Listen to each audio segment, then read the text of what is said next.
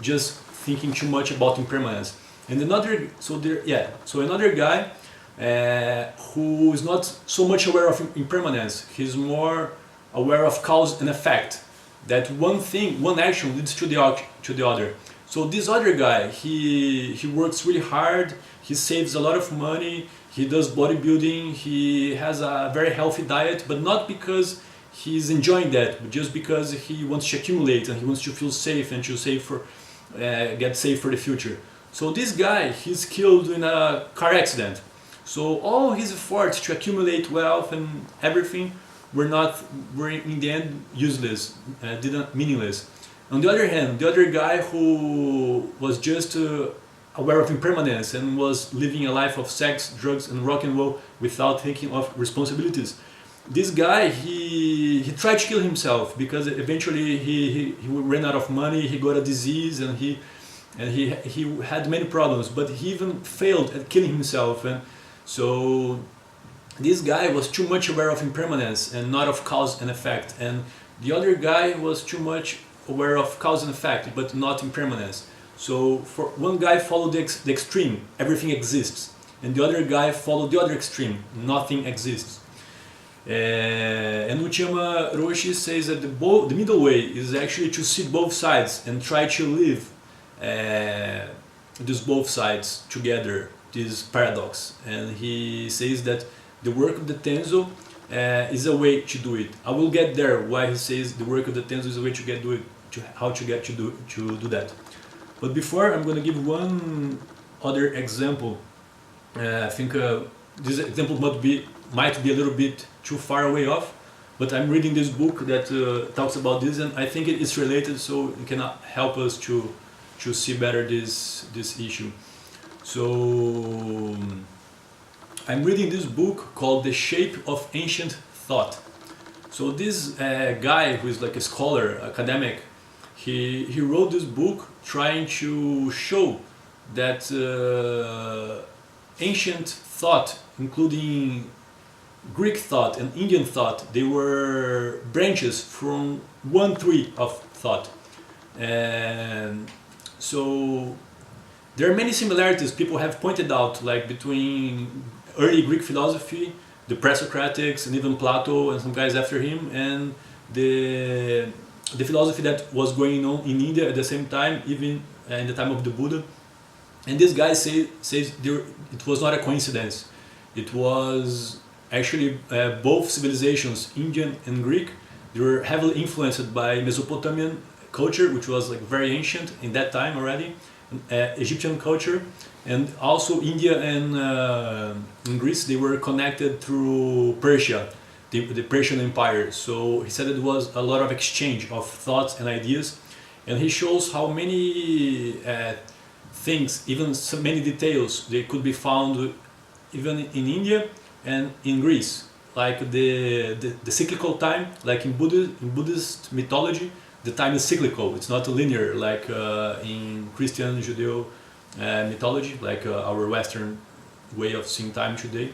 And also one very specific thing, which is like the tripartite doctrine of reincarnation.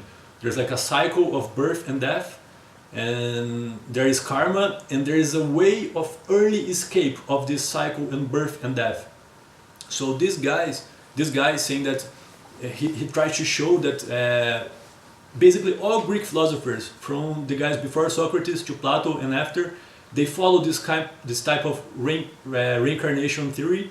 And he said that that's because there was this interchange between Greece and India and other cultures of that time. So, but the thing that's interesting here for what we are saying here now is that before this doctrine of reincarnation and you being able to get early release from this, because this cycle of reincarnation, like for thousands of years reincarnating, was seen and is seen in maybe in more orthodox Buddhism until today as something not good. We don't want to have always be reincarnating because you are in samsara. That's the word of suffering. You want liberation.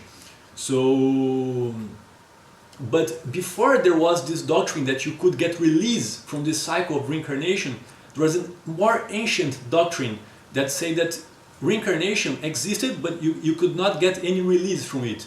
So more older examples, maybe in Mesopotamia and in India, said that like the circle of reincarnation lasted like for, I don't remember the numbers, but like 70,000 years, and you had to go through all the cycle, and it was something like a cosmic thing, and you could not help it because it was bigger than yourself. There was no effort, personal effort, that could change it.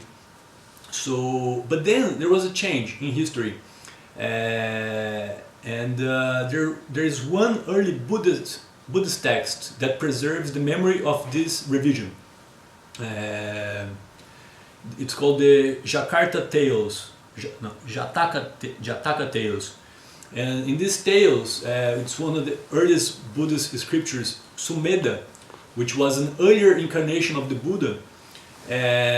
In the time of Sumedha, according to this text, there was nobody was talking about this possibility of early escape of the cycle of birth and death.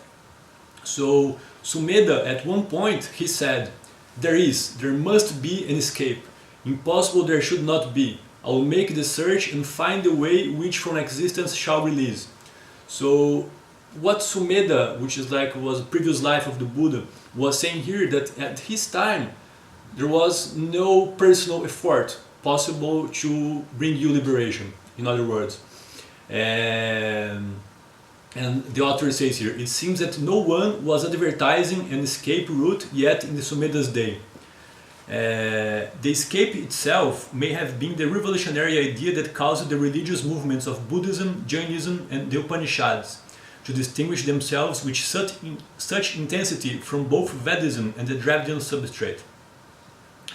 Reincarnation as a process of being reborn throughout all of nature may be an early form, perhaps Bronze Age form, that was displaced by the early Iron Age by different cultic versions of the new idea of early escape. This development would be part of a general trend in which Bronze Age communalism was replaced by Iron Age individualism. So what he's saying here is that at the time of the Buddha, which is also the time of Socrates, there was a big change in the ancient world. Before it was a world of more communal, so in communal values and way of living. So the community was more important. In Near Eastern, in Mesopotamian culture, the cosmos was the strongest force, and our human lives were just the consequences from what was happening in the cosmos. But when it was changing from the Bronze Age to the Iron Age, it arose an era of individualism. And in this area of individualism, personal effort became something important. And that's the time when Buddhism and other doctrines that were talking about this possibility of liberation through personal effort, that's when it started.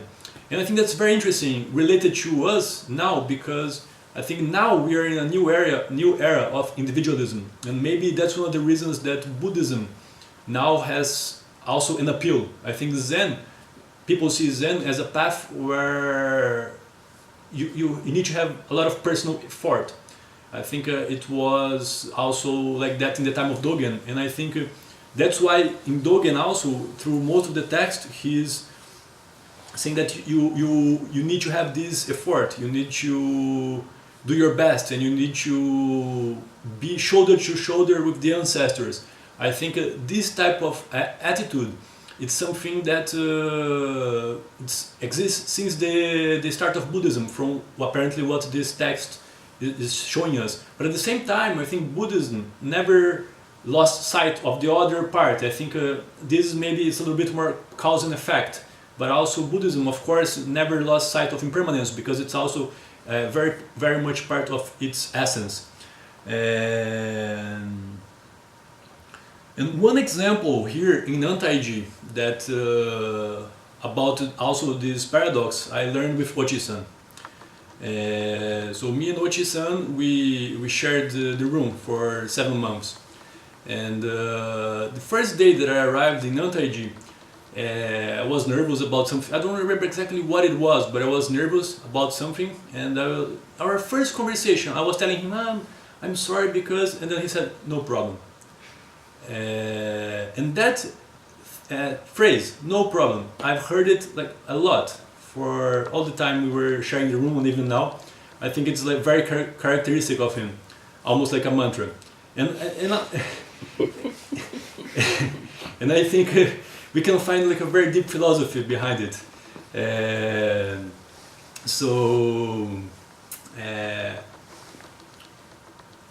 There was another book that I read. Maybe the first or the second book I read on Zen. It was the story of an Irish girl. She came to Japan in the 80s to study Zen, and then she did her training and she finished her training, and then she was going home to Ireland to teach Zen.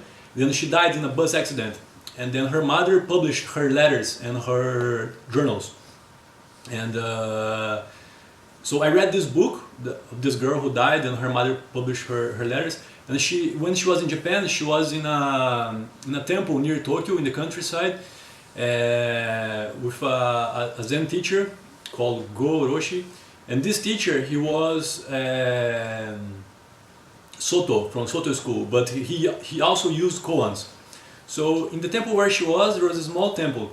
There were maybe only 4 monks, including her.